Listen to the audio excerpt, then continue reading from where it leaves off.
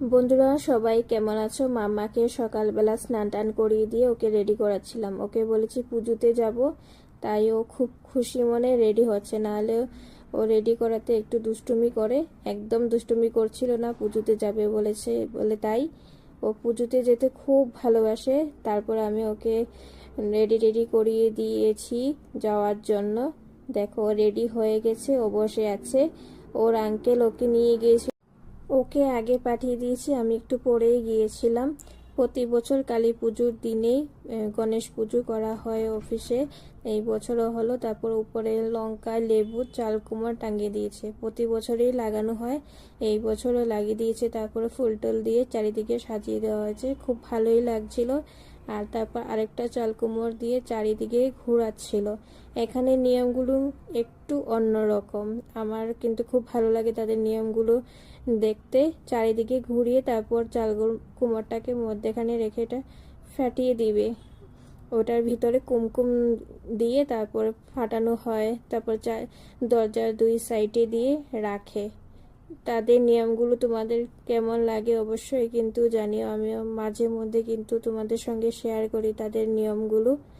আমার কিন্তু ভালোই লাগে তাদের নিয়মগুলো। চারিদিকে ঘোরানো হয়ে গেছে, এখন এটাকে ফাটানোর পালা। দেখতে দেখতে ফাটিয়ে দিল। সবাই একটু দূরেই রয়েছে, ছিটকা পড়বে তাই।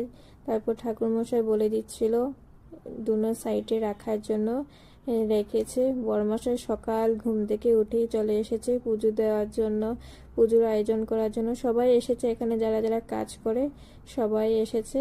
আমি এসেছি একটু পরে, মাম্মাকে রেডি করিয়ে দিয়ে।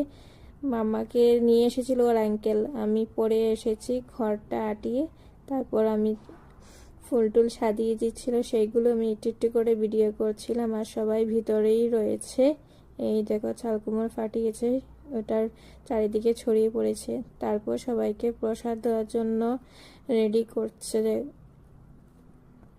সবাইকে মিষ্টি প্রসাদ দিয়ে তারপর আমরা চলে এসেছিলাম। তারপরে এসে আমি প্রদীপগুলোকে রোদে শুকানোর জন্য দিয়েছিলাম। আমি রাতে ভিজিয়ে রেখেছিলাম প্রদীপগুলোকে, নিয়ে এসে বাজার থেকে এক লাইন ধরে রোদে দিয়েছি। তারপরে আমার জন্য যে বোমগুলো এসেছে সেগুলো রোদে দিতে আমি ব্যস্ত হয়ে পড়েছিলাম।